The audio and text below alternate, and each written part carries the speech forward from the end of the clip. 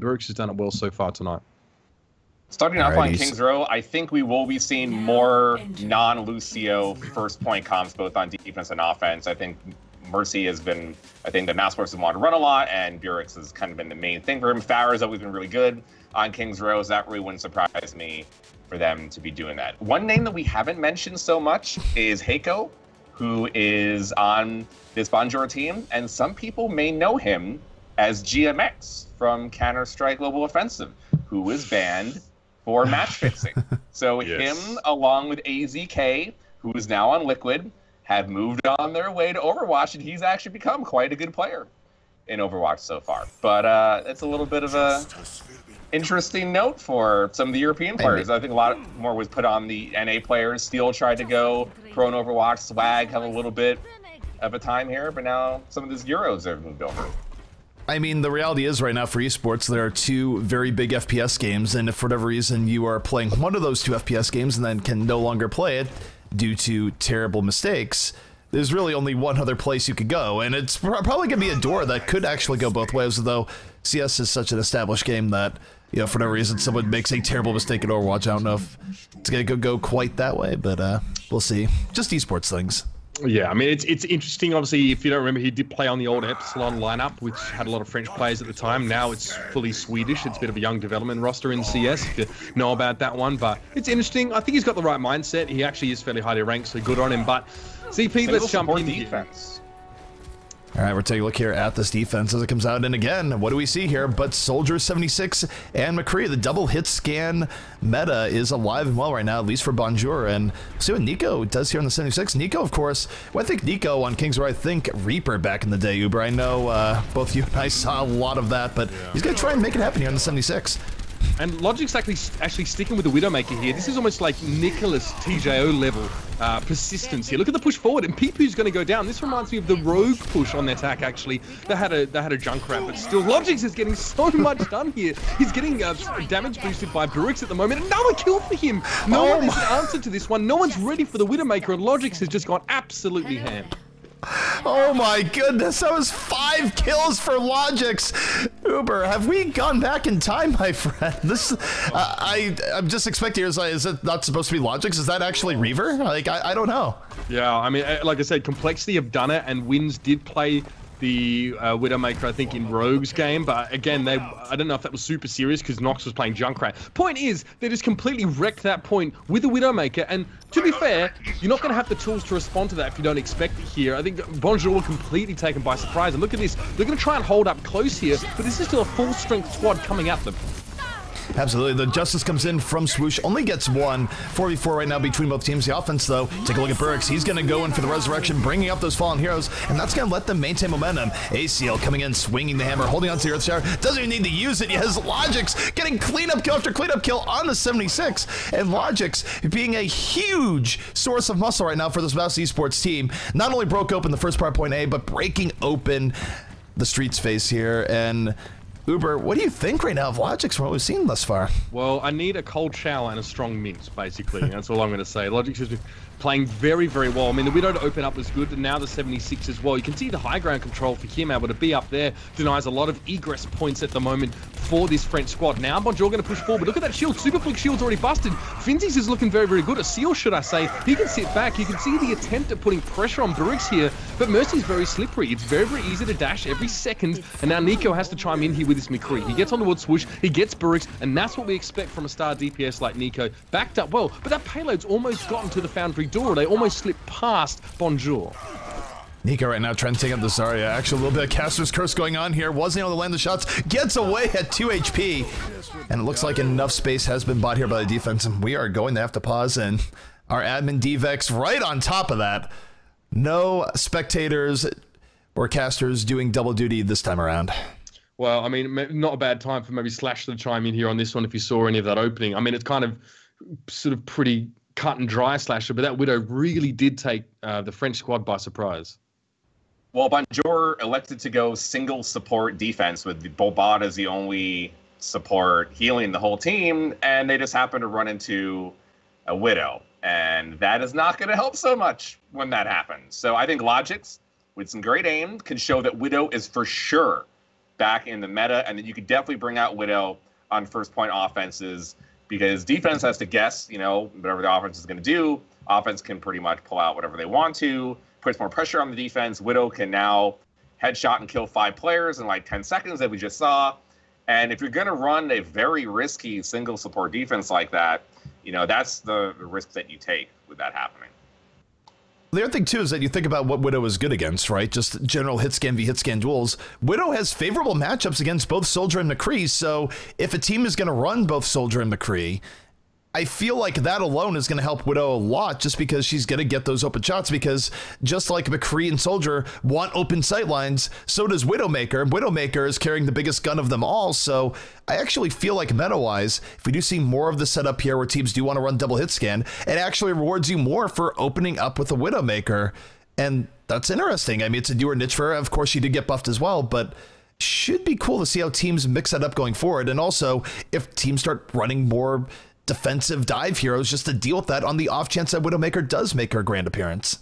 Yeah, again, and that brings us back to the whole idea of defensive comps. I mean, if you think back to when we sort of had the Lucio Zenyatta set up before Ana was even a thing, where defensive teams would actually try and engage first and catch attackers off guard and isolate a couple heroes on their own to get a man advantage early on. When we saw Ana come into the picture, that didn't happen so much because teams didn't want to engage directly. They wanted to take a lot of damage, give Ana the ultimate, and then be ready to receive a push and counter nano boost something. But that might be an idea now. Defensive teams need to actually jump on this Widowmaker. But again, how much can you invest to try and deal with a Widowmaker? Because if that's unsuccessful, you play from a man behind, you give the enemy team a kill, and you give them the impetus on the attacking side, which is never what you want to do. Absolutely not. And I mean, it does create matchup issues too, especially if teams are going, okay, maybe we don't want to run the Genji as much, but what do you do if you run, say, defensive Genji to deal with the Widowmaker, and then you just run into an offensive McCree 76? Suddenly, it's not really the greatest situation to be a defensive Genji in. It does make me wonder here. We do see the defense pulling out the D.Va here towards the end. Do you think that D.Va might actually be some of the answer here to all this hit scan shenanigans going on, whether it be the McCree, Soldier, or the Widow coming out here?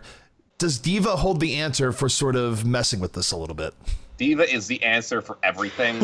I'm going to repeat this over and over. D.Va is the answer. Teams are going to be using it more and more. I have no doubt in my mind the best teams in the world will incorporate D.Va in their lineup. I do think double hit scan is risky by things you mentioned.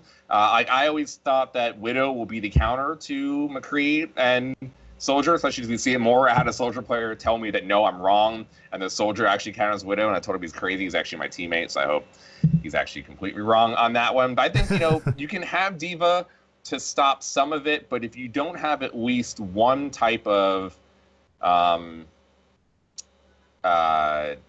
what's it called? You know, if you don't have a Genji, if you don't have Tracer, if you don't have Sombra to deal with something like Widow, you do run the risk of that happening. Yeah, I mean, and the fact it all comes back to the same question: how much can you afford to invest into dealing with an attacking Widow? Do you let her force you into really tight sight lines to actually try and break line of sight and not get shot? And on King's Row, that's a big no-no because you need to lead the point. Or do you throw something at her and try and deal with her? I mean, it's very interesting. And yeah, I mean, 76.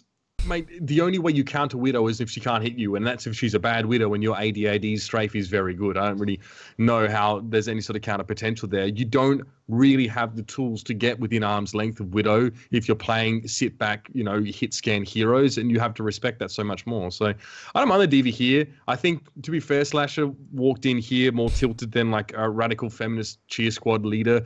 So, you know, I understand he's obviously had some experiences in scrims, but I'd be interested to see that D.Va used a bit more. Even in the Korean scene today, Miro used it on the attacking side of King's Row very briefly and to great effect, but just that little bit. Defensive Genji is maybe an option for that. And some teams with pocket Genji players, like FaZe, for example, if we see them later on tonight, you might still see Shadowburn play defensive Genji just as Haxal does for Runaway. But the effectiveness, of course, of that, as we've already discussed, is a bit limited at the moment.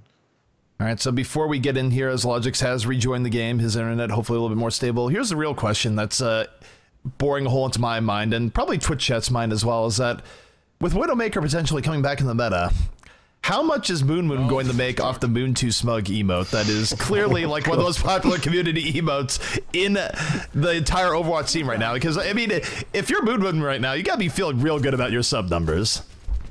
I would imagine so. I think that, you know, once people see that in chat, I mean, his current subs are really just bringing in new business for him, so that's, you know, free advertising, something you can't complain about. But I think for a moment there, Bonjour almost tried to force right back on towards this squad here, Mousesports, but no, they're going to allow them forward.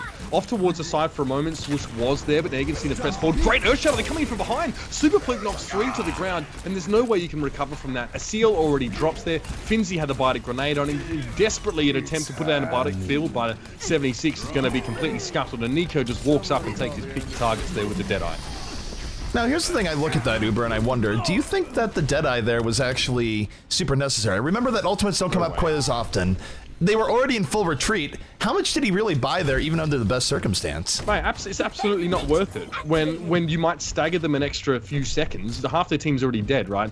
It's not worth it. A bit of overkill, but he already channeled it, so not really worth cancelling it nowadays. It doesn't work the way it used to. Not worth, but we're going to have to see them come back in for yet another fight. Here comes Mousesports. Next fight is on the way. Heiko right now holding back here, has self-destruct at the ready. And you take a look from the side, you have Nico holding in here on the man. We're going to have to pause again. Logics might be having some issues here, so a little bit unfortunate. Presuming it's Logics again. But he's saying ready, so I guess we're just going to unpause. So pause, unpause, pause, and pause. Do we actually have a 3 pause limit? I'm not sure we actually have a 3 pause limit. Shut up, DP. We have a 3 pause limit, okay? We have a 3 pause limit. Guys, we have a 3 pause limit. All right, so we are getting back into this here, Nico. Look, take this fight. Here comes the ice wall. He's going to split them up a bit. Not a full split off, but enough to buy Bonjour a little bit of time. Nico still hanging back here as D.Va. That's 600 health D.Va. Here come the tanks. The self-destruct is in. Yeah, nice self-destruct. Going to hit pay dirt. Yeah, that's perfect. I mean, the Roadhog can't really get out of the way in time, so you're happy with that one. Burix now has to back away, but the entirety of Mousesports are pretty split up here. But Divinus actually gets on towards Hardest there, somehow wins out the 1v1. So that's a bonus here. It's also going to mean that Bonjour aren't going to push forward too much further, but an ice wall in front of Burix is going to make it hard for him to charge in. I don't know why a Seal's coming forward now. That doesn't need to happen. You have an ice wall, you lost your Ana, you shouldn't be charging. You should be regrouping and not costing yourself 3 to 7 seconds. I think this is a case where a Seal thought he could get a quick pick-off, but again, it's a little bit of greed, and it's honestly foolish optimism where it's just, okay, I'm going to roll in here and get pick-off. Sure, but even the best case scenario, you're still probably going to die there. 1 for 1, that deep end still favors the defense, and next fight here underway, Ice Wall's in, but what an Earth Shatter coming in from a Seal, hits the mark, knocks down 3, and Logic's going to be coming in over the top of that attack visor, just mopping things up. Oh, it's so disgusting what you can do with the Nano Boost there as well. That's what Logic's had. So we had the Tac Visor and Nano Boost combo. We actually saw him use that earlier on in Hollywood to decimate backline as he ran around on that last point. There's not much you can do about it right now. In my opinion, it's kind of the new hotness when it comes to Nano Boost targets. And, well, with the amount of DPS, maybe it's not as devastating, I guess, as a Death Blossom, but harder to shut down as Logic's can just deal death from afar with that ultimate combination. Grouton coming in, and Logic's just continuing the shooting gallery. Down goes Super Fluke. Nico is gone. Mousesports continuing the momentum off of that Graviton. But here's the thing here, Uber. You take a look at their ultimates. They just invested a whole lot into that. They're not going to get them back up super soon. They might have a Sound Bearer up for the next fight, but as this next fight is developing, I feel like the defense should be able to turn this on its head just because of that combination you were talking about a moment ago. Yeah, the concept of rolling from ult to ult now isn't so much of a factor, but yeah, Nanoboost's going to be on Hardest here as well, and he's going to do the same, exactly what Logic's did. Going to run behind a Seal's shield, but he's not even looking for the Ryan Hardest. He's already been well and truly dealt with. Hardest was looking to push a little bit further and find one of those supports running away, and oh god, it's going to be murder in the subway here. Hardest is chasing down on towards Burix. He should have him here. Oh, Burix, bit of damage done. Not enough. Hardest was very low. This is what I'm saying. Burix can look after himself. Unfortunately, bit of a big ask against the Soldier 76. Especially the new 76, where actually, you stop and think about it, if that was old 76, Ana actually could have won that fight, but yes. New buffs are in, and pretty difficult to deal with the new 76, and you take a look here at the defense. Defense going to be well established, but one thing to note, Blizzard, not quite the force it used to be. Still pretty good, but Finzi with the opening pickoff. Here comes the offense here, Uber. The pickoffs. PP and Nico dying so early in the fight, that's pretty much done and dusted here. Fortunately, at least these guys are fighting fairly close to the Foundry opening, but after that, they're going to push through. You can see now no one has dropped on the side of Mousesports, and it's just easy pickings. Board trying to bind a grenade himself to stay alive, but Logix is the man with his swath of kills, throwing him over his shoulder, putting his team on his back, and he's going to push his payload further. He attempts to get a rocket jump up on top of the high ground, which would be great, but wishful thinking from Logix there. is wishful thinking. Now 3 ultimates to 1. This is a great opportunity for Mousesports. Swoosh gonna come in here at the whole hog, but Super Fluke in the clutch, dropping the Earth Shatter, setting up for 1 kill at least. Lucio got caught up in that, goes for the charge it back. Zarya gonna bite the dust. Logic still going for such cleanup in the backline. That's, it's so filthy. Again, it's just that ultimate combination. It's the new hotness. I'm telling you right now, they're going to get across the line. 24 seconds remaining here on the side of Mousesports. It's not too bad. They had a few bumping rides, I guess, straight through that middle section. But ultimately, they pushed through. And you saw a decent Earth Shatter coming out from the side of Bonjour. But you can't follow up on that when you can see that there's an enemy soldier 76 with a nano boost. You can't drop that shield for a second. That's the only thing standing between you and getting absolutely mashed. I agree, and actually now I'm thinking back to sort of the Widowmaker discussion we were having earlier, and I actually kind of would like to see more Widow against these 76s, because you take a look at where players like Logix are positioning when they're a 76, they're not usually behind the Reinhardt shield, they're just going full-on, deep diving, as crazy as they can be, and I kind of feel like you need some burst damage to deal with that, something long range that can punish a soldier for being that crazy, because right now, I kind of feel like Soldier's getting away with murder, literally.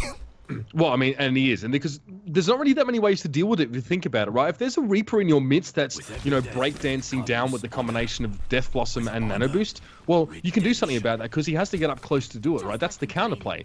But Soldier 76, with so much power from his ultimate, the only thing you can counter that with is a shield. And they get broken very, very quickly right now from what we've seen. So there's even less counterplay to that ultimate because Soldier 76 doesn't have to put himself on the line to wreck people. He just does it at range. Now, no pause? No pause. Please, no pause. He got back in. And then to top of everything off here, obviously, people tuned in today expecting to say, hey, we're going to see some Sombra. Team's still working on it, but I'm not even sure Sombra is an answer there because unless something changed from PTR to now, I haven't gotten a chance to play on things since the patch hit, but I don't believe that hack actually removes Tactical Visor once it's up, so it's not like you could go, oh, here comes Attack Visor, let me just counter with an EMP. That's not even a thing. I mean, there's a list I think I saw it on Reddit of ults that are and are not interrupted by hack. I mean, it should be interruptible, right? That would give us a reason to see Sombra outside of the fact that she's just a massive pain in the butt. But anyway, it's going to be the side of Bonjour on the attack here, and already putting a fair bit of damage on towards a sealed shield. You can see the high ground being used here by Mousesports, giving Swoosh a lot of control here with that Soldier 76, and giving ground here as well. Like this from Mousesports, they're not putting themselves on the line. Divinus almost got taken down though, so they do need to be careful not to get picked off before this fight even starts. Indeed, and we see Nico going a little bit more old school here on the Hanzo, not on Moon 2 Smug, the Widowmaker, just looking for these Hanzo pickoffs early on, and getting pretty good consistent damage in. Heiko, though, gonna take out a seal early on for the offense, and again, nothing flashy, just good mechanical play coming up from Bonjour. They're out positioning and they're out poking, and they're gonna take the point as a result.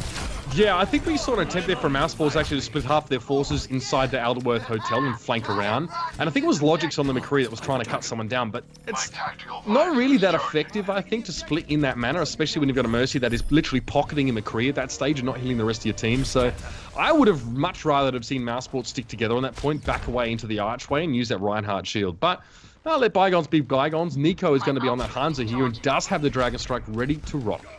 He has Dragon Strike ready to roll, but Zarya's damage nerfs kind of taking effect here, at least getting her energy up. Heiko only at 50%, so Nico not going to have the fall through there, but oh my goodness, does he need it? Simple Geometry picks up 2, and he has opened the path here, Uber. This is looking really, really good for Bonjour. That is beyond dumb. If that Hanzo, no ult required, by the way, you'll notice that Nico's probably waiting for Heiko to have a Graviton surge, so they have just the wombo to get a complete wipe. But the fact that he picks off Logic and Swoosh with arrows, and whether it's Scatter, I don't give a damn. But he picks off those two rather fast-moving heroes with ease. There's no way you can respond to that fight if you're Mousesports. They lost all their tools before they could even actually use them. And you take a look at the next fight that's coming up here. It is going to be Nano Boost on the 76 ultimate. They are queued up here on the left flank, and this could be very ugly. Dragon Strike is going to come in. That's just a distraction. This is the main course. Tac Visor is in. Hardest rolling. Takes down 1. Grabs 2. Absolutely nothing can be done. Gets the triple kill towards the end. Just death and devastation coming out. Burks gets a res towards the end, but all the momentum in favor of the offense right now. Yeah, you res into more damage. That's the problem. All the damage dealers were still alive here for Bonjour, and that's going to be utter carnage here. This is very scary for Mousesports now. That's a lot of time bank coming into play here for Bonjour. 5.5 minutes? That's a lot. I mean, and even if they will finish the map, we will have to go, of course, towards time bank, but This is a bad sign for Mousesports here. And they've got no decent ults to work with. They've got an Earth Shatter. That's conditional, especially up against another Reinhardt here. It may not be enough to hold through, as the slow roll is definitely in favor of Bonjour. A Genji even comes out. Swoosh does find Nico. That's an important start. Swoosh has to give up most of his HP in order to do that, though. Both teams fighting out here on the point. We do see the Earthshatter come down. Super Pluke still making it happen here as the offense keeps things moving forward. Heiko now is Graviton up. Could use it here. Gonna use it. Picks in 2. Or no, just 1. But Burke's falling as the momentum still comes in here, Uber, from the offense. Yeah, that was the Graviton from Heiko there. He did secure a couple kills. Maybe a little bit frivolously used, but it doesn't matter because there's no chance for Mousesports to respond. Sound barrier just to make sure that Bonjour are going to be a little bit more durable, and they don't even need that extra health, to be honest, because no damage is being done from Mousesports. That's because they're all dead. 4 minutes and 36 seems to be the time here if this payload does get across, but no, Swoosh trying to keep it in stasis. Logic falls, gets cartwheeled backwards. 4.5 minutes on this map is disgusting, especially up against now the slightly improved 1 minute time bank for Mousesports here. Beautiful push from Bonjour, and we hardly saw them get slowed down at all there. Fantastic from Nico, though. What a way to start those fights by picking off the 2 DPSs. So one thing I'm noticing here, looking at this, I'm curious to see if you agree or not, and we can get Slasher's viewpoint as well, but I feel like with the ult changes, it almost feels as if the team that's doing well actually can snowball even harder, because that was one of the quicker King's Row times we've seen in recent memory, period. Are snowballs going to be more severe in this meta? Hard to say. Instinctively, I'm going to say yes. I think it favors a team that has better coordination, better positioning, better teamwork, and better ability usage between the team than the other team, which I've always wanted in this game. I think the ults have been charging too fast. It's a very close beta phase. At the same time, if you win first team fight of the game on offense, and then you win second team fight of the game, and you might not have had ult because ults have been lower. You more than definitely have ults for third team fight, and it's so hard the defensive team to win that fight, and then it could get very bad at the end. So it is very possible. Defense has to win, like they have to trade in second or third team fight to have any chance. Otherwise, yes, snowballing can happen. Yeah, absolutely. We're going to see the push come in here now from Mousesports and see what they can do. They've only got a minute left, and obviously you can see that's already trickling down very quickly. It's a very, very empty sand timer, if you will, and already having to back up and give a bit of ground. The Diva coming out here for Heiko, which is going to be interesting here. We haven't really seen it stuck to so far. But again, the Mousesports are trying to come up with a solution, but they don't have time. Their margin of error is so slim. Super Pluke almost looked caught out for a moment there, and Swoosh tries to go in, gets shielded just to enable him to retreat here, but Mousesports have got to come up with something quick, CP. Mousesports right now, they're trying to win the poke war, but they need to go in much quicker than that. Only 22 seconds remaining. They need something sooner rather than later. They're already giving up a little bit of the respawn advantage. But Super Pluke with an ill-advised dive. I think he felt like he had no other option. Hardest, though, from the flank as McCree gonna open the way here on the defense. And now suddenly this is looking pretty good. Only 8 seconds left. The offense is gonna be struggling here to get on this point, Uber. Yeah, look at it. Nico's just gonna stand in front here as well. Defensive Genji can be really great for splitting focus. There's no time left. That's it. Not even a slightest touch of the point for Mousesports, and that's a very bad sign. A decent comp actually put together here by Bonjour. Super Pluke had to charge because his shield broke, and he actually didn't have a Mercy pocketing him at the time, unlike his opposite number. And yeah, he missed out on that one. But again, Reinhardt charging into your midst, that opens up for your 2 other DPSs. It was at least Nico, I think, at hardest going straight through. Easy as you like. And so much time. So much time available here for Bonjour to get the first point. 5 minutes and 6. It's done and dusted already. Just about. I mean, especially like King's Row, where you take a look at it, and it's really hard to get first point holds to begin with. I mean, Uber, I'm thinking back again. We've casted a lot of matches. I can't actually think of a 5-minute time bank here that was actually held on point A. I feel like this would be an Overwatch first. I've seen it once, and it was actually in the weekly that I did with you. I think it was like Tempo Storm versus Splice, and it went down to the wire, and Tempo only had a minute, and they took the point, and they held for like 5 minutes against Splice, or maybe it was the other way around, I think actually it was, but that doesn't happen every day, right, really, and it shouldn't happen as well. The map's designed that you eventually will have the war chest of ultimates as an attacking team to do something with it. The defensive positions aren't that strong. And especially with what we've already seen from Bonjour, I see no reason why Nico can't pick someone out of the mix and again start that man advantage fight. One thing that's going to be interesting too is with the new soldier, with the ability to sort of get through Reinhardt shields much quicker, you're going to take a look at this, and I feel like it's just harder for the defense whole because you do rely on the Reinhardt to be your rock to let you counterpoke here, but you lose your Reinhardt shield early on. That lets the offense just move forward real quickly, and take a look at Hardest laying in damage on that shield. Remember, that shield's about to go down, and what does this mean for the defense as they're already having the backup? Well, it means they give ground and they allow the Bonjour guys to get closer and get a better position, or they fight. They've got no choice. It's one or the other. It's their backs are literally and figuratively to the wall. We'll see what Swoosh can do from the top side. Nice work from Barix, though. Beautiful. Really, I can't speak highly enough of this guy sometimes. He picks off Hardest there with that Ana, gets that extra damage across the line, and that's a sigh of relief. That buys a stay of execution, at least for Mousesports here. Mousesports are going to need a lot more of that, but hey, they have burned off about a minute. Again, the problem here is, as we were talking about at the beginning, is that the offense, they can just build up ultimates. Sure, they build up a little bit slower, but they have plenty of time to get that up right now, so definitely time is on their side as Mousesports right now looking to weather the storm. Offense, though, getting on to point pretty aggressively. Defense going to have to make a move soon. Yeah, Seal Shield has lasted longer than Super Flukes, and this will slow up Bonjour, but eventually it's going to be go time here. Shield broken, Barix is down. This is the Stardust pistol. It's going to be a fight here for Bonjour, and they push through. And you can see the Mousesports can't maneuver. They're actually split. Divinus is off towards the side. Swoosh tries to flank and distract attention, but Hardest just smashes him down. And now with a 6v4 fight, you roll this through. It's inevitable. This one is done. Absolutely, and you look at Nico, just getting pick after pick here on this Hanzo. Actually, withstanding that for 5 minutes would have been a miracle, but here comes the last gasp of the defense. Transcendence is out. Zumiata just trying to buy a little bit of time, but here's the Graviton. There's the Dragon. That Dragon is going to feast, or at least it would if Heiko didn't kill everyone first. Bonjour gonna be taking out Mousesports here on Kings Row. Yeah, and relatively comfortably too there as well. I mean, I wouldn't mind checking back in with Slasher as well to get his take on at least how the last bit of Bonjour's attack worked here. We talked about how, you know, the snowball effect might be greater with ults here, but I mean, after we saw Mousesports struggle to get across the line, Bonjour, with a different comp, managed to make it much easier. Slasher, do you really think the Hanzo was a big factor here for the French squad? I mean, Hanzo's always been really good on Kings Row, and the Hanzo-Zarya combo has always been really good on Kings Row, so it was really the inevitable. Like, they could have lost probably 3 or 4 team fights in a row and finally have gotten the Hanzo-Zarya combo, and the game would have ended anyway. And if you leave 4 to 5 minutes on the board on Kings Row, you have 0% chance of winning the map. There is just no possible way. Mousesports should actually feel kind of lucky that Bonjour went single support and then died from 5 Widow shots at the very beginning to even get a second run through. I think Bonjour really outclassed Mousesports on game 1. Alrighty, so we are waiting to see what the next map is going to be, and this Bonjour team definitely looking pretty strong. I'm glad we could get them in here to observe a game.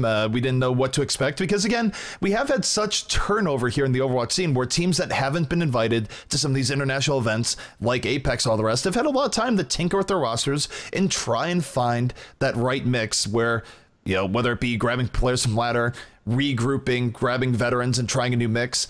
It's been a time of turmoil here where everyone wants to be well positioned for what great stuff is yet to come here in Overwatch, either going into the latter part of the year or certainly into 2017.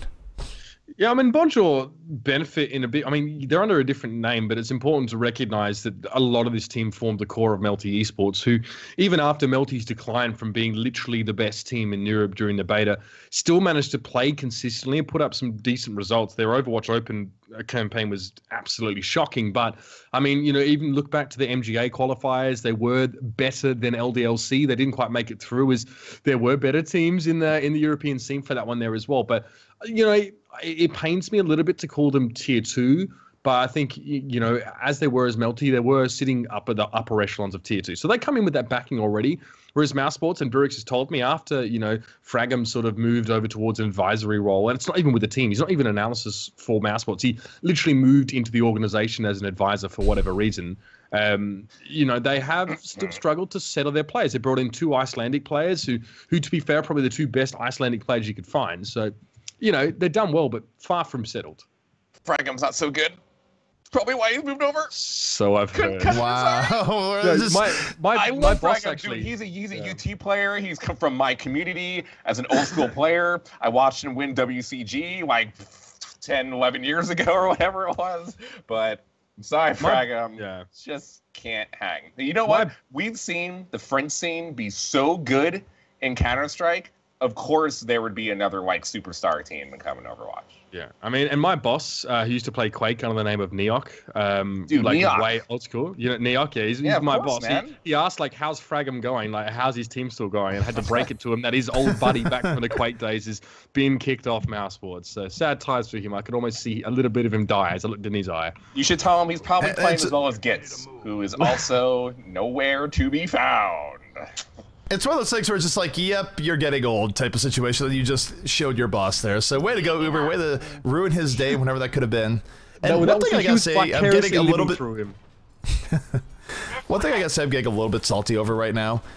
Teams just teasing Sombra to begin with. We have yet to see a Sombra all day long. Like, guys, stop toying with our hearts. If you're winning a game really strongly, just please come out with Sombra. People want to see her in action, even if you have no idea how to play with her, which definitely seems to be the case for many a comp team right now. I know we did get teased that some of the teams coming in later on in the Group B might be using Sombra a little bit more often. I think we see it with Misfits. Like 99% chance Misfits. I mean, if you have a bit of a skill gap above your opponent, which I'm not saying is always going to be the case in Group B, but it might be, then yeah, maybe they can go for something a bit relaxed. But it didn't work for Lunatic High, and they way outclassed their opponents earlier today, and Esker is very good. But that's another story here. We are going to be seeing Bonjour on the attacking side, and Hardest already has the high ground here on that Soldier 76, and he's going to duel that with Logix, who has the pocket from Burix, so it's not really a battle you're ever going to win, but he's there, he's a presence, he's going to be a thorn on the side. Look at that, the dive comp coming in. Winston just diving right into that cafe. Logic's in trouble, but the heal's getting on him in the end. He withstands with the healing station, and Mercy firing back with vengeance. 2 kills here from Logix, as now Mousesports able to just turn the tide immediately. Well, I don't think a Soldier 76 against a healed Soldier 76 from Mercy is ever going to win. Like, that's not going to be the difference, I guess. But we did see the dive comp on this map working fairly well in the previous match there, if you do recall. So, you know, it's all about getting the kills, though. That's really basic, and I'm not trying to be John Madden about it. You really do need to make sure you take responsibility for getting rid of that Mercy by committing so many resources for the dive. But you can see no more Winston here. We actually see the Mei coming out for Nico. This could be very interesting. It could be a slow roll fight here for Bonjour on towards this point, as they're already within spitting distance. Yeah, it is a little bit of a slower roll, but look at Hardest. He's coming in from the cafe off the flank, looking for Burks. Burks a little bit earlier, needs to get out. Will get into that Soldier healing station. And now Soldier on Soldier action, ground floor of the cafe. Hardest not going to be able to withstand. It's going to be Swoosh picking him up towards the end, and Burks now, Uber, he's grabbed that res. And what does this mean for the offense going forward, where now Burks has his resurrection in reserve? It makes things a little bit more complicated, I think. Yeah, it means you have a band-aid for an imminent Soldier 76 ult combined with a nano boost from board. That's going to be what we're going to see in this next fight. So Burix can pop that after that ult sort of expired, and his team are going to be able to at least have a second chance from that, because they're probably going to get decimated as it is. So important to have that. But again, we talked a lot about the limitations of res and how it takes a while for you to act after the animation's done, and you give your enemy team so much time to set up here. But that's a big graviton. Great wall. Freaking excellent wall from Nico. Not much of the damage is going to get across at all, and now the sound barrier comes out. This will be Bonjour fighting back. Here comes the counterpunch from Bonjour. That was excellently done. The wall protects them. Hardest goes around the flank with the nano boost tack visor and cleans them up. Burks with the resurrection comes in, but the graviton is there saying, oh, you guys just came back up? Let us help you right back down. Bonjour with an absolutely crushing team fight. So honestly, I think Mercy now, the res is better than it was, because it's less likely that the enemy team's going to have that many ults still left after a fight sort of half finished, and you do get that res. But the fight happened as we thought, right? We saw Hardest came in, he had the nano boost, he had the tank visor, he wrecked them, then the res came in. Problem was, there were still more ultimates available from Bonjour, which is not always going to be the case now, as they take longer to charge up, but they were there, the Blizzard was there, and the rest is history. That payload is on the move. And for me, the biggest part is just Nico. That ice wall, absolutely paramount, because if they get wiped out there, ult situation probably changes to something that's not anywhere near as favorable for Bonjour. But now, this is really good here. When we take a look at the situation, neither team has ultimates. I'm actually happy to see this sort of soft reset going to point 2, as both teams looking for that all-important first pick. Yeah, Asil getting caught out there as well, forcing Earthshatter, but he's not dealing with the people to his left and right here. So it's a trade 1-for-1, so completely knocked up high. Heiko falls for Logic there as well, so it's a decent opening here for Mousesports. They not need to do a little bit more. Logic, he's slept through his tack visor. He had the ultimate ready to go. Perfect sleep dart coming out there from board to shut him down now. And again, the fight's going to go in favor. Another res being used here, and it is going to be a get out of jail free card for whatever reason. It does look like, you know, the French team want to back off a little bit here. But you can see, look at the composition here we're seeing from Bonjour. It's not exactly a high ground controlling comp. The problem is that Mousesports gave them the fight by dropping down prematurely. They didn't have to do that. They could have picked that a little bit easier and worked from behind. But they're still moving through. They're going to be back. There's going to be a mutual charge. And an interesting Graviton there, catching only 4 people in the back. Graviton comes in, but it might be enough for Mouse here. However, the returnabout is in. Hardest once more with the TAC Nano combo, moving right in, takes down 2, looking for a little bit more, and just like that, Bonjour are going to get momentum in their favor. The defense, they have a few members on top, but they just don't have the muscle to really go bring this back. Logix was hardest, but it's just I say that, Logix able to get the kill out of nowhere, has the TAC visor, and very well could pop it to clean things up. Probably doesn't need to, and just a one-man poking crew right now, actually buying Mouse a ton of time. Yeah, again, you know, Bonjour don't have the ability to access this high ground without using the crappy RNG lift. So a high up 76 with a damage boost is actually really strong right now. There's no real reason at the moment for Mousesports to engage hard out if they can use that 76. And this is a correct move here, I think, from Bonjour. They're going to use the lift to get up there because no one can jump up, and they're going to control the high ground. They've now forced Logix back down to the low ground, and they can now engage on their own terms. This is far better from the French side here. They just don't want to get split as they do approach. They need to stay together, poke a Seal shield down, and hope that Superflick stays alive, because he's on his own down there. Indeed, and one thing though is that we did have the hog hook come out from Swoosh, took down Logix early, or took down the 76 early in the fight, and as a result, the defensive Mouse in a good position here. Bot though coming in off the Blizzard, it's pretty even, but here's Logix on the flank. TAC visor's on, there's just no response. Hardest able to take him out, no ultimate required, and that was a huge pickoff coming from Hardest in a situation where Logix is actually set up to come in and get all sorts of kills off the flank, but now it's Bonjour in with a big numbers advantage. Yeah, that was massive as well. Not having Logix in this fight is absolutely massive. And now Seal, Swoosh, and they're going to try and get the whole hog away, but Board has the high ground. Pipu's coming back in here, as is Nico. So it will be a disengage briefly here for Bonjour. But again, they're going to have all they need to come back into this next fight with, as well. With their own whole, I guess, small war chest of ultimates. They're going to have the Earth Shatter available. Hardest does have the TAC visor. It won't be a nano boosted one, so he's going to have to flank with this ult and respect shields a little bit more here. But I've got to say, Burris is doing his job. His reses have been very, very good. The problem is that Logix kind of missed the bus on that last one by dying after it was used, so that could have really hurt Mousesports. But again, another engagement coming out from Bonjour here. Hardest is going to get around the backside to use that ult, like I said, flanking. And he's coming off the flank. TAC visor is in once more. Logix has already taken out Bot on the fight, so this flank a little bit slow from the side of Hardest, but for now it's working out. Takes down 2, gonna pick up the 3rd, but it's Logix coming in for the top. Soldier on soldier violence, and the defensive TAC visor now on the way. This could give the cleanup that Mouse needs right now. And this is do or die right now for the offense of Bonjour. They cannot give in, but it looks like they must, as Mouse gonna get that hold. Yeah, really nicely done by Mousesports there as well, especially after a bit of a rocky start. Like I said, we did see Hardest go around the backside. He did have an ultimate with the TAC visor on Soldier 76, but he didn't really have the, I guess, the punch without a nano boost there. So going around the back, as we kind of predicted here, I'm glad to see that people are using ults offensively on DPS heroes without a nano boost, because they're going to be fewer and further between now, especially with ultimates charging up slowly. And you need to find a way around this whole mindset of we only fight when we have nano boost. Otherwise, this will be very stale and slow, and attacking teams wouldn't make any progress. But I'm going to say, Burix, that res was big. They've all been very big, and he's doing well to stay alive. So he's done an excellent job also of partnering up with Logix and making sure that he's always going to out-damage his opposition 76. I can't really fault that defense for Mousesports. We're now starting to see what I wanted to see from them in the first map, CP. Absolutely. And here's one thing, though, about the Mercy play is that how much is it helping Burix here that he's not having to deal with extra flankers and all the rest? Because historically, when Mercy has been played, there's almost always teams have been willing to run the Tracer, willing to run the Genji and all the rest. Teams are running more just in-your-face power, but these aren't necessarily compositions that can get in on the Mercy, so you think that's helping Burix a bit when he is playing the Mercy, whether it be on defense or offense? Yeah, because Bonjour only tried to dive comp once. They only went for the Winston Genji once on the attack, and they switched off and went for a Mei comp straight away. So if you're Burix, you're like, brilliant. That's just, you're a bloody ripper, because now I'm not going to have a Winston trying to, you know, put his Tesla gun up my rear end or have a Genji running at me. You have a lot more safety. So you don't have to sort of stress yourself too much about staying alive, and then you just focus on doing your job. You actually need to answer Mercy right now when you have teams that are sort of boots on the ground, hit scan focused, who are more focused on dealing with the tanks and working down their opposition numbers and DPSs. Mercy can be the tipping factor in matchups like that. All right, so we're taking a look here at the defense. This is here for Bonjour and Nico going to be here on the Mace. So they're going to go for a little bit more of a control comp here. Not full control, there won't be a Winston, but well, it's going to be a Nico here to block things off. And it's going to be interesting to see just how aggressive Bonjour is at pursuing this.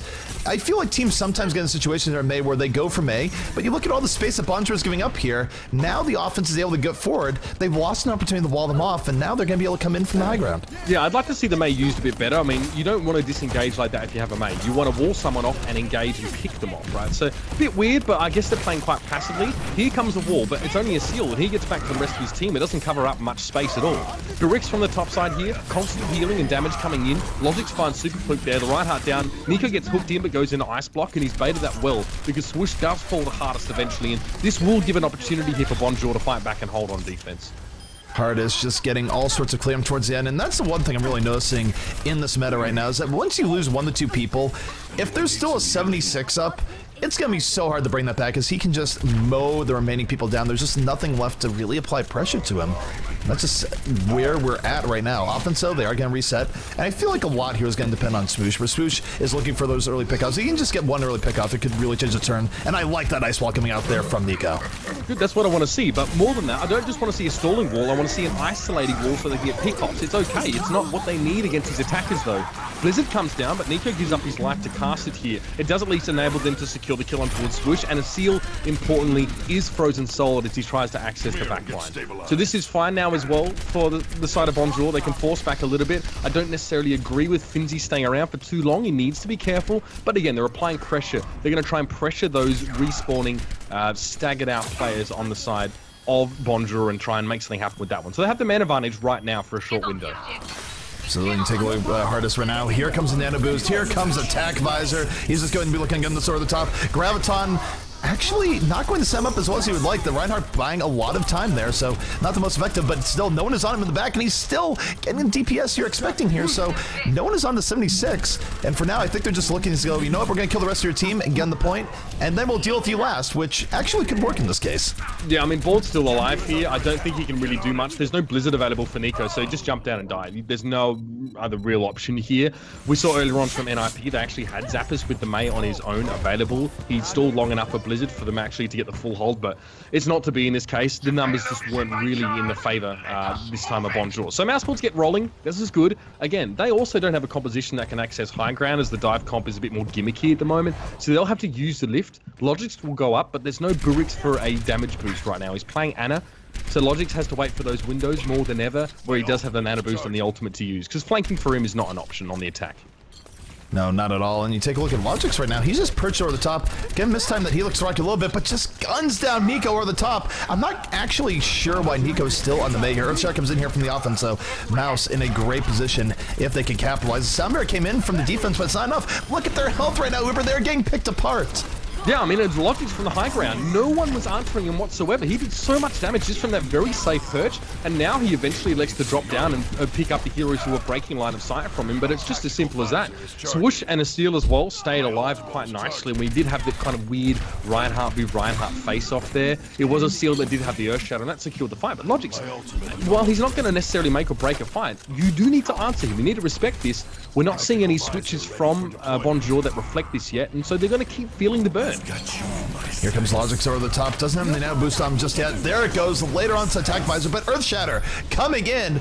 Going to take him out, but it's not enough. They get to the payload point right there. Kind of a mistake coming out there for the defense. Not even the contest as strongly as they could have. I mean, maybe it wouldn't have gone their way anyways, but... Yeah, I mean, they were a little bit staggered out there as well, because after that last fight, they won the fight so close to that point that the defensive team would have had to pretty much run themselves ragged to get there anyway. But honestly, when you're attacking, you have a soldier 76 on the high ground, and the enemy team aren't even able to get a soldier on that same level to 1v1 you or to try and balance you out. It's not going to work out. I mean, Slasher, am I crazy or what? Because I'm stuck on this whole idea of having this high ground control when we're not seeing comps that can challenge that. I mean, I've always said that high ground control is one of the most important things in this game, and it has always been like that in FPS games, especially arcade FPS games like Quake or Unreal Tournament, RCW, etc., etc. Having high ground will always, always, always be easier to shoot down below than it is for people to shoot up, because you just have to look around 360, you have to control the cart, which is on the floor, and having high ground control will always give you the advantage. And that is what is, I think, the difference in a lot of these games, especially maps like Hollywood, maps like Gibraltar, maps like Dorado during the second point, when if you just try to fight on the cart, you are susceptible from people falling on top of you, from being ulted on top of you, from being hit with hit. Now the hit scan is also so good, and you have Soldier and McCree who can rain down with the Mercy pocketing you or Discord Orb. The chances of you surviving that are not so high. So if you don't get high ground control, you're more than likely going to lose. The only other option to that is if you run a really tank-heavy comp like NIP, where if people do fall on top of you, you may just kill them anyway. Or if you have flankers that can kind of pick people off above and around the comp. Now, one thing I really noticed there, and maybe I'm getting a little bit nostalgic thinking back to the good old days, but you have a lot of cases in these games where the 76s are really putting themselves out there. I mean, fully exposed. You take a look at Logic's back there. He wasn't exactly hiding behind a Reinhardt shield or Winston shield. He was just in over the top, looking to gun people down. And I just wonder, if people are going to play 76s this aggressively, looking for long-range poke, do we think that Widow could be a really good response here? Especially with the Widow buffs that came in, where she could charge way faster, could be more evasive, could get quick scopes off, and all the rest. Do you think teams need to have that more in reserve here to get themselves out of situations like that, where otherwise a soldier could be totally abusive?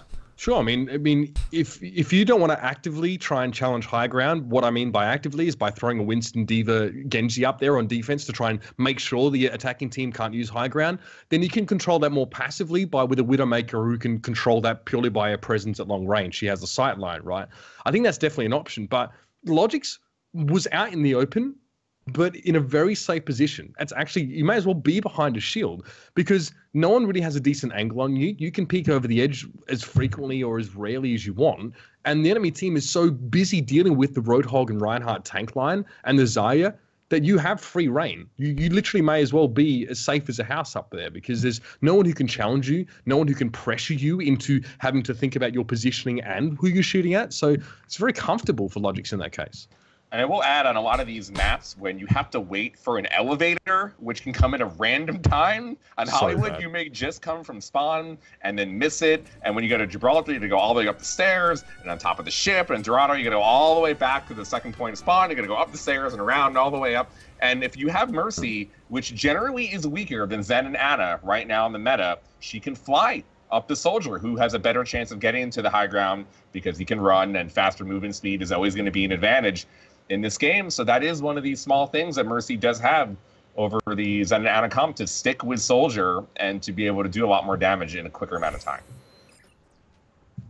Alrighty, so we are getting in here on the Dorado. It is the rubber match here between Mouse and Bonjour. Both teams striking blood at each other. It's all going to come down here to Dorado. Really good series thus far on 3 of the most played payload maps. Really cannot ask for more.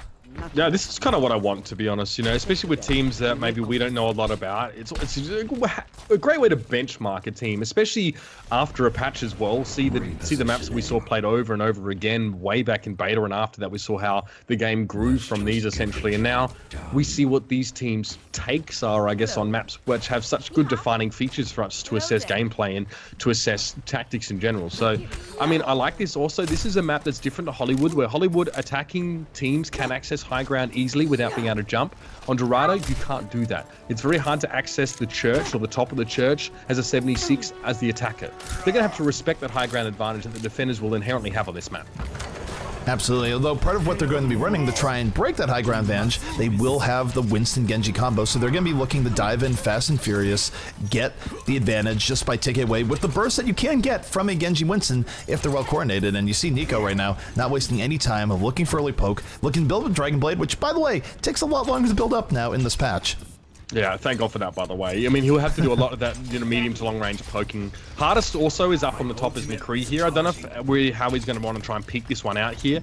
Seal almost thought about coming forward, and I almost feel like Mousesports are just waiting for something to happen, but it's not going to be in their favor here. Seals get put to sleep straight away and into the backline. It is the dive comp. Barix, though, keeps himself alive. You can see that, well, straight to the skies is Super Fluke here, and he doesn't actually do any damage while he's busy checking out the scenery, but Nico and Hardest were charming in well. The payload, not moving yet because the Seal is keeping it delayed. He will fall down, though. People will pressure him, and Nico, it's an easy dash through.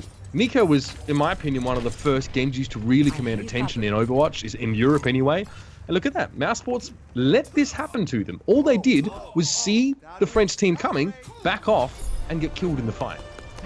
One thing that really seems to stand out to me right now about this meta is that getting a good engagement is harder for teams, and yet all the more vital, especially when you don't have a whole lot of ultimates available. That was the case where Bonjour just had better positioning. They pushed that positioning, they got one kill, and Nico was able to chain kill after kill with those Genji resets and just kept things going in their favor. And now, we were talking about the idea of an early snowball here, Uber.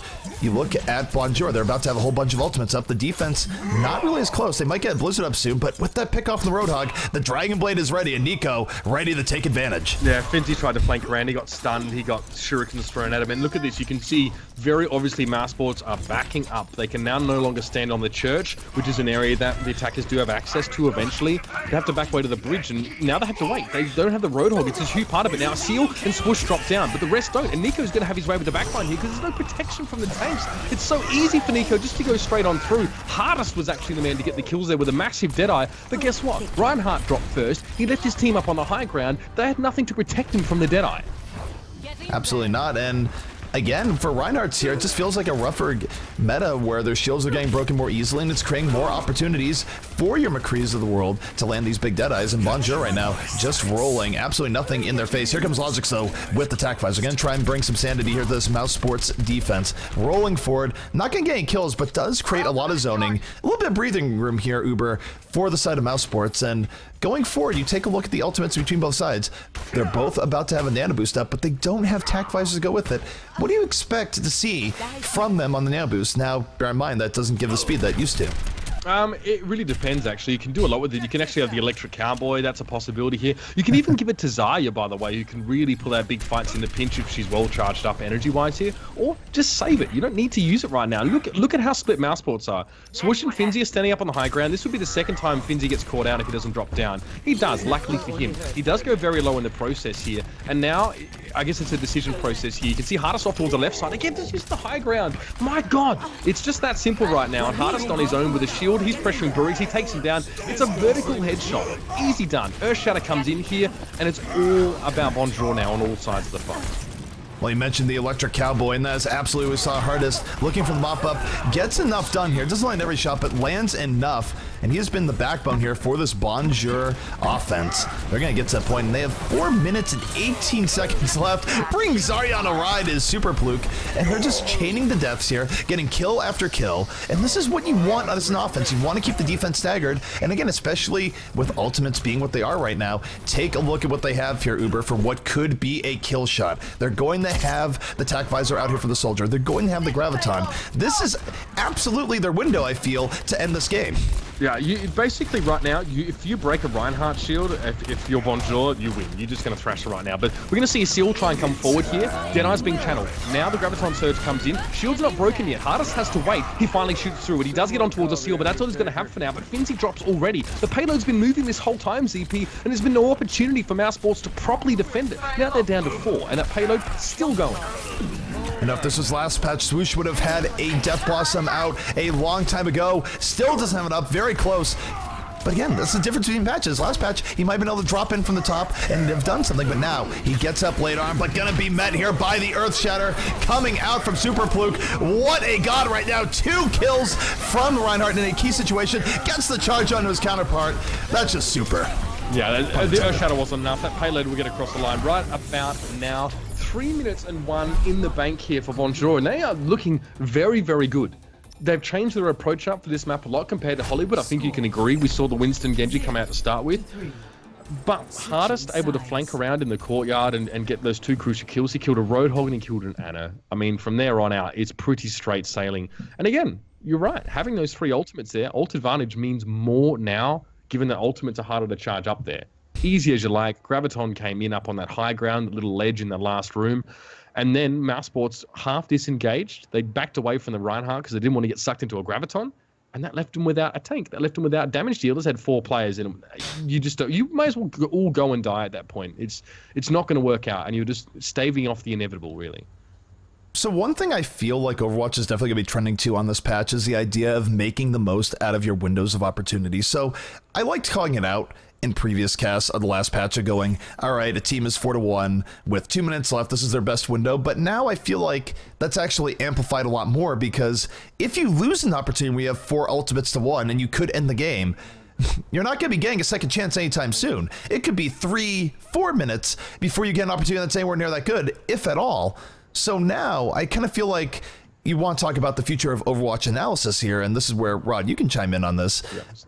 I feel like these fights are going to be much more worthwhile to look at, because if you lose a 4-1 ult fight where you could have ended the game, that's basically the entire map right then, right there, because that is your window of opportunity.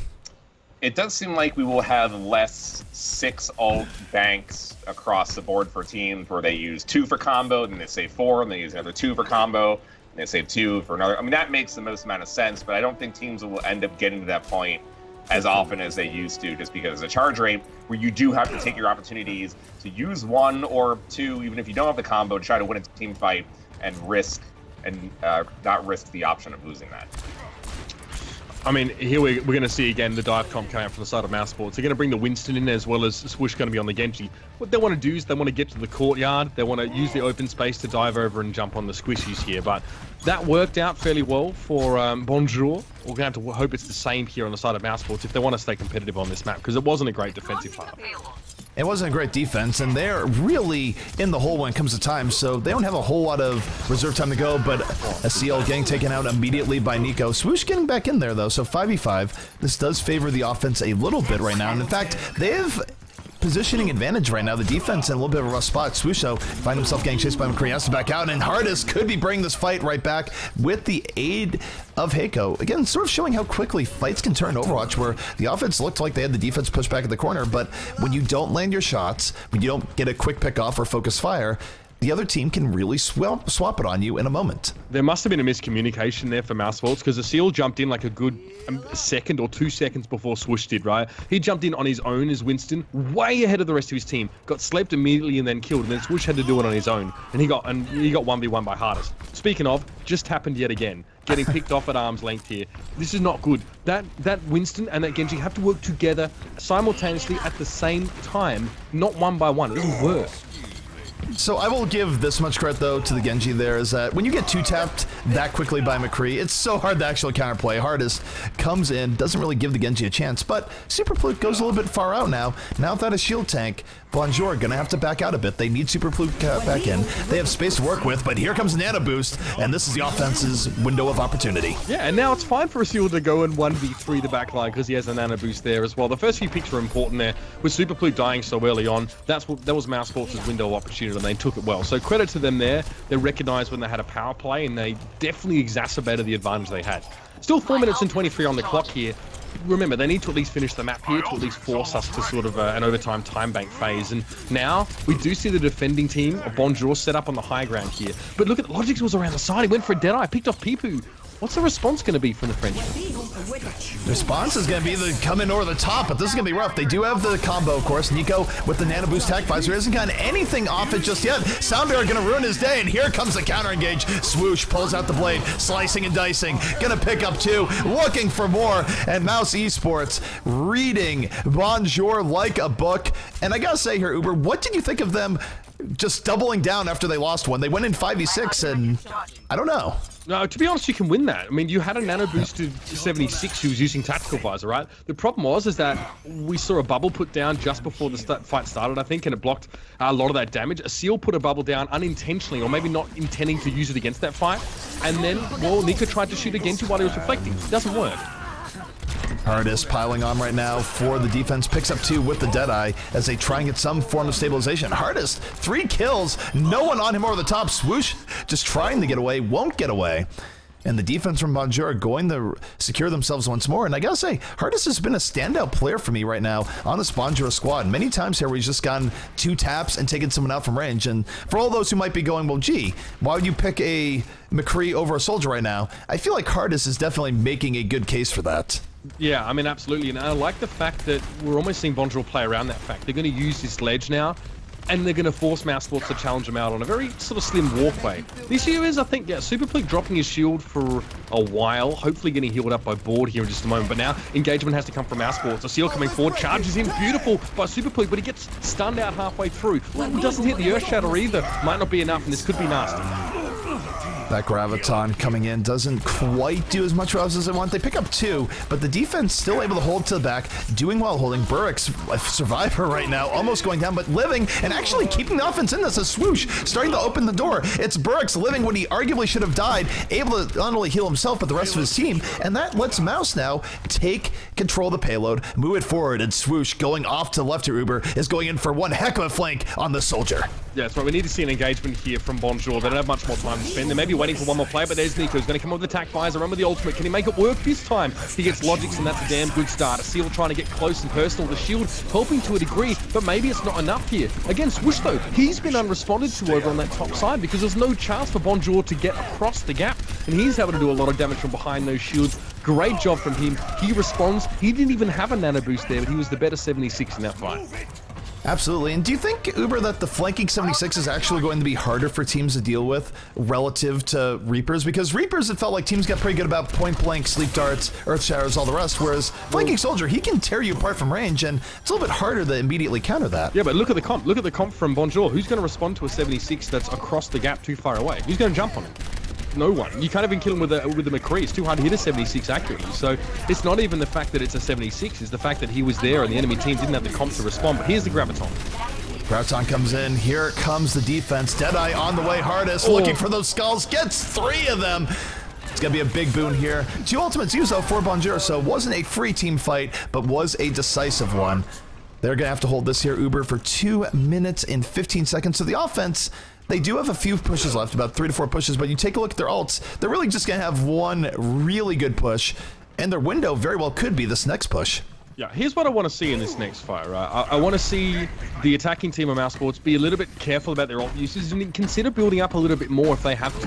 They're going to go for the high ground, and they do have some important ults. They got a nano boost there, but look, Harness is around the corner. He's trying to go into brilliant Earth Shatter. They knocked the Reinhardt shield down. They're going to follow up on that one. That is stunning. You only have one ult, just the Earth Shatter, and they used it so damn well. Logic's going to try and do something about it. The Electric Cowboy, not quite dancing the Electric Boogaloo, though. Doesn't get nearly anything for that ultimate combination here. And that's definitely a nano boost kind of wasted, as well as a sound barrier for the side of Mousesports. And in this meta right now, you can't just waste ultimates like that, because take a look, Uber, at what the defense is building up here. They soon have a sound barrier of their own. Their Graviton is pretty close. Their Nano is pretty close. So now the offense, with 1:20 left, they're going to have to crack through a defense which already has respawn advantage that will now have an ultimate advantage as well. This is going to be very rough, as Bonjour right now looking to be in a great position to take this map. They're already ahead on time bank no matter what. But one more good fight here, Uber would seal it. It's going to be a nano boost in 76 from the high ground here, but good Graviton timing. Will it be enough? The sound barrier is going to actually be enough to keep Bonjour alive, and now the hits are going to come in. Perfect sleep dart on towards Nico. They needed to make sure the Soldier 76 wasn't going to be a factor, and he wasn't. Nico's been cut out of this fight. He's forced out. Swoosh does the better job yet again. Now Hardest and Board trying to make something happen here. But no, people are going to fall. Hardest trying to stay alive. He take a lot of damage as he peeks over the edge, and Board's, well, that's really not what you want to be as a nano. No, not at all. And now the offense, they have an opportunity. 35 seconds left. Respawns are coming in from the defense. And take a look at Heiko right now, Uber. He's about to have the Graviton. This could be huge towards the end of the fight. Going in very deep. Should probably back off and wait for his team, but now with 20 seconds, this Graviton Surge has the potential to end this game right here, right now. Let's see what Heiko can do with it. Beautiful flash from Hardest, though. He manages to get on towards Logics and Finzi, and now Heiko hopefully using that one cleverly as they back away. Gives some ground. Graviton comes out. Finzi Swoosh caught in the middle of that one there. The follow-up is indeed going to be there as well, as the Seal falls to Hardest now. Earth Shatter coming in. That's perfect. 3-man down with that one. Stunning stuff from Bonjour here. Superplique comes through. It is going to be a nano boosted Reinhardt, which we never see, but his opponents couldn't escape. That's going to be it. They're going to be held before the last point. And there's no doubt about it. Bonjour with a better team, especially with the defensive holds. Final score. Bonjour coming in strong, and again, sort of enjoy the watch this, where they do have some roots in Melty, but really, you take a look at the roster, it's more new team than not, so cool to see these teams developing here, where I know there is sort of this idea where teams have been a little bit, or not the teams, but the community in general have sort of been apprehensive of all the teams in EU that have been swapping to NA, but there's clearly a lot of talent still left in EU that's on the rise in working the grind out new teams, new players, and so on. Oh, no doubt about it. I think the French Overwatch scene specifically is actually one of the most noble and powerful dynasties in esports, and they've got so many players filtering into rosters every now and then. We've got to see hardest 3-man Deadeye there. Could it have been even more than that? But I don't know, Slasher. To me, it seemed pretty cut and dry. I have to say, these flanking DPSs and using high ground has definitely still been a factor and definitely a theme of this match. Yeah, I mean, I had Bonjour favored before the match, and I think they did show, although it was close, that they right now are the better team. And I think, as you mentioned just now, the French FPS scene has always been very historic, the amount of good players they've had across realistic games like Counter-Strike and Call of Duty, along with deathmatch games like Quake and UT. And it's no surprise that they have some of the best players in Rogue. They have, and they're able to form now another super team between ex-Melty and ex-Redskin. I see this team getting really good. Like, it would not surprise me if they soon are becoming a tier 1 team in Europe, especially as all those teams leave to North America and are now North American teams now. All right, so that was our Group A. It is done. Group B, though, going to be heading our way here in just a few moments. First match coming up is going to be none other than Misfits versus LDLC. And before we take a break, just one quick note here. If you have anything extra to note on it, Rod, apparently Crew is no longer with Misfits for one reason or another. You mentioned earlier one of the big news is that Tailspin is no longer at Envy, and the other one is that Crew, for now, will be sitting for Misfits, and Cooler, previously of Anox, and of course a very famous Quake player, will be playing in his place tonight for Misfits. I have reached out for official comment. I have gotten nothing. Well, I mean, I have. As usual. Hey now. Talk about PR agent. Burned. As the PR teams and orgs want to do, it says nothing. That's what I mean by I have received nothing. I got something. It just doesn't mean anything. So I'm not actually sure what the real reason for this is. Maybe Crew is going to another team. Maybe there's internal problems with the team. But for now, Cooler will be playing. But Crew is not off of Misfits as of yet. He is just a substitute currently. Is this a really diplomatic way of saying that they're benching him? See, I don't know. Actually, we know Crew is one of the best players in Overwatch. I know, that's what makes no sense to me, is that he is an incredible player. Honestly, I am not sure. Like, Tailspin has had some issues with Envy, and I think he's had some issues with Envy for a long time now. Maybe it hasn't been as public, but there's always been some conflict there. I have not actually noticed any issues between Crew and the rest of his team. If there has been, maybe there's been some underlying things. Well, maybe. The thing is, I love Crew. I think he's a great guy, but he is volatile. And that's something that carries through no matter what team or environment he's in. It's irrespective of his teammates. It's just him. He gets very frustrated. I mean, watching the French World Cup team, he literally said, I'm doing this now because you guys can't do it. Like, the frustration for him can boil over. And you can actually see that, actually. If you ever see him type in chat or even sometimes what he tweets about, he's not afraid to let people know when he's not happy about stuff. So it can be a grating or jarring factor. I don't know if he's going to be off the team. It's the problem is you have this almost virtuotic, I'm going to make that word up, by the way, almost like virtuotic brilliance, but also a very clouded, dark, brooding mind that sometimes doesn't play nice with others. Alrighty, so we're going to get more on that after the break. We're going to get a short break. When we come back, it's going to be Hex and Uber taking it away. For that matchup, we'll get to see Misfits, roster change and all, versus LDLC. Group B heading your way here in the Alienware Monthly Melee. Stay tuned.